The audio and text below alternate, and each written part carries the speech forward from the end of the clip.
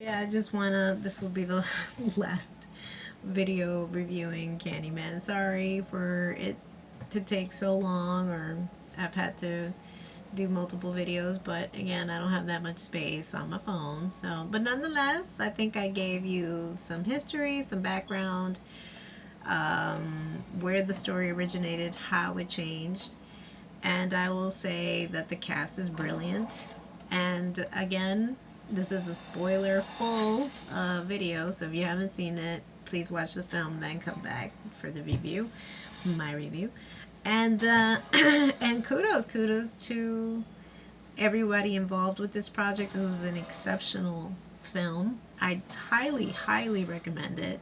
It is, like I keep referring to my friend's quote, it is smart horror. So you have to actually use your noggin. You have to attach the pieces. They don't do it for you. And that's a nice throwback to what we've always been accustomed to, of how storytelling used to be, you know. To me, to this day, Psycho is just as menacing as it was when I first watched it. You know, they don't fill in the blanks for you. And then I think your own imagination can be much more menacing than any CGI. So I will say, and at the end of the film, it has the potential for a sequel, which I would be glad to see. Perhaps even if it bleeds into a Candy Woman. Just, I'm going to put it out there in the universe. Who knows? We could have our first Candy Woman. And towards the end, we have an exceptional scene where, unfortunately, our main lead, one second, our main lead of Yahya Abdul-Mateen II, who's playing our Anthony McCoy, unfortunately, he has succumbed to his injury of a bee sting, and fed by the stories of what Candyman was, it infiltrates him, where the previous Candyman is able to completely possess him, and he is the new Candyman. He really is. And so the way that it ends, very eerily similar to what we've always seen. Police brutality, no questions asked.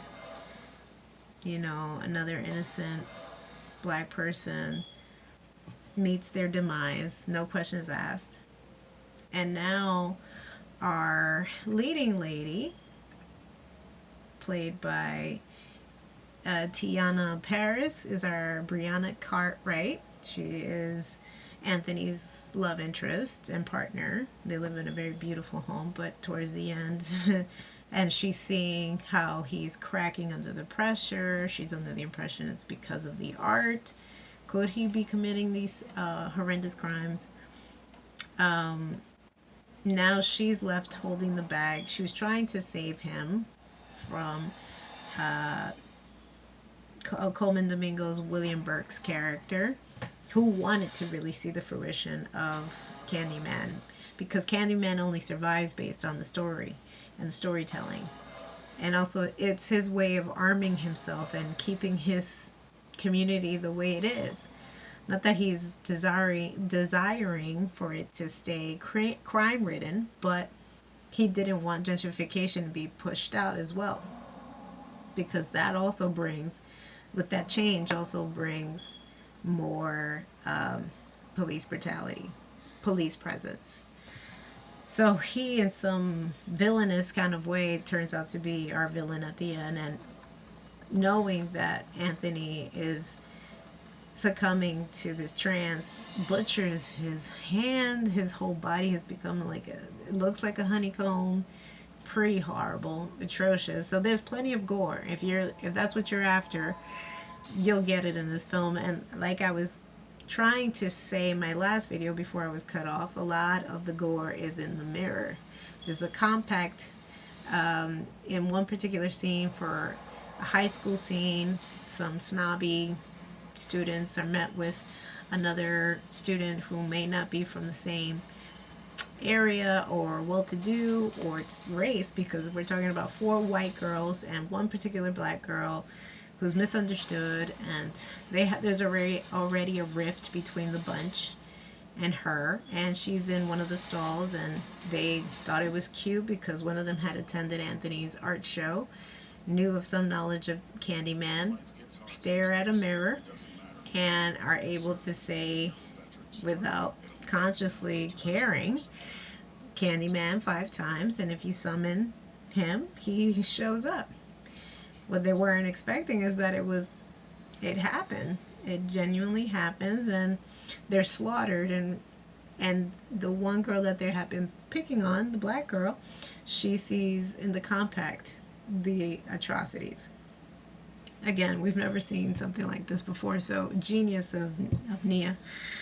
And also, our leading lady looks familiar, and you've seen WandaVision. That's where you've seen her. I believe she has a number of other incredible works. I believe she's in Beale Street. I'm not entirely, known of the title. Correction, if Beale Street could talk, I believe she's in that film. I don't know if she's the main lead. No, I don't think so. No. But nonetheless, she's in that film. She has incredible film work, and she's been on WandaVision. Please go see that particular series as well as on Disney+. But yeah, she's almost given 2 options. Either, she's allowed to be arrested and they put all the blame on her now dead boyfriend, or she is arrested and labeled an accomplice if she doesn't say that the cops were innocent of the shooting, that they just shot and then asked questions later after the fact that they had killed poor Anthony. So she is clever, very much like Helen in the 1992 film, and summons Candyman, which is now Anthony. And as Anthony is approaching the car to bludgeon this corrupt cop, we see the number of other Candyman that have existed before him. And we see the legendary Tony Todd. So he is the principal 1992 character, actor that made Candyman famous. And then it would go on to do a sequel and a prequel. But, and again, we know 1992's version, hands down, is the best. But he did such an exceptional job just based on his presence and his voice alone that you can't picture anybody else. Now, I'll list a number of other videos, like I believe I linked on my first video, the history of the filmmaking and some more backstory on Candyman. But according to these other resourceful videos, they wanted originally Eddie Murphy. And I love, no shade to Eddie Murphy, and I believe he did a vampire movie in the 90s too, but I can't picture Eddie Murphy in this role. If it wasn't Tony Todd, I don't know honestly who could have filled those shoes, but he did an exceptional job. So again, I will close with saying this is an exceptionally smart film.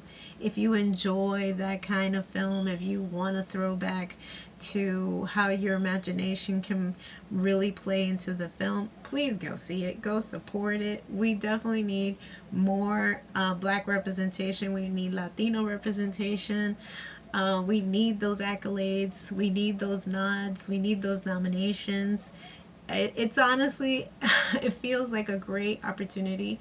Right now we're living in filmmaking where representation matters, where storytelling of different voices and different walks of life are actually coming to the big screen, and they need to be supported. So that is my best recommendation. See it in theaters.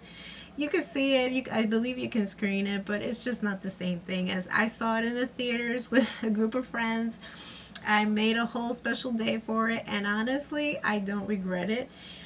We were safe. We went by the CDC guidelines. We wore our masks. We had a whole day planned. We had some great grub before the film by freelancers and Latino chefs. which honestly was divine. And then we went to AMC. So these theaters, they need the support too, because again, just the concept of movie going because of COVID has changed and altered. So again, if you want that cinematic experience with popcorn and being in a dark theater, and again, be conscious, wear your mask so we're out of this nonsense. It's still very much fun. So I really recommend this film. I've recommended all those other shows where you can also see these actors as well. Please support. And again, I'm so thrilled for Nia, and I'm anticipating her next endeavor, which I believe is going to be with Marvel anyway. So she's already working with Diana, and again, these are great talents, and I only pray and wish for more to come through.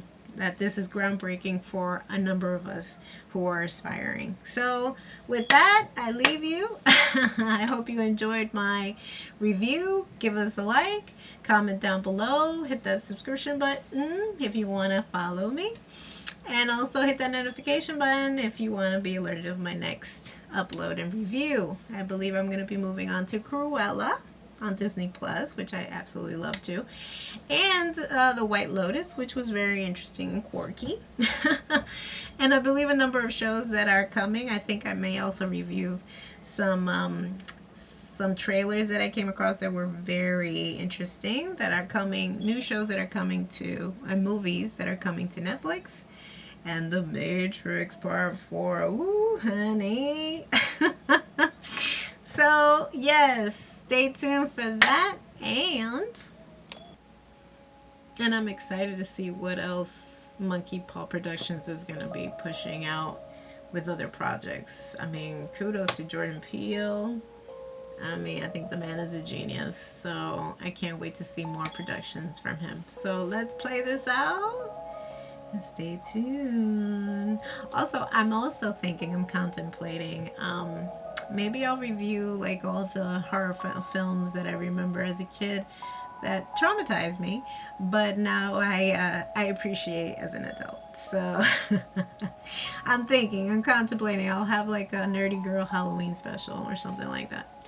So stay tuned for that, kitties. Until next time. Get into the makeup. Get into the makeup.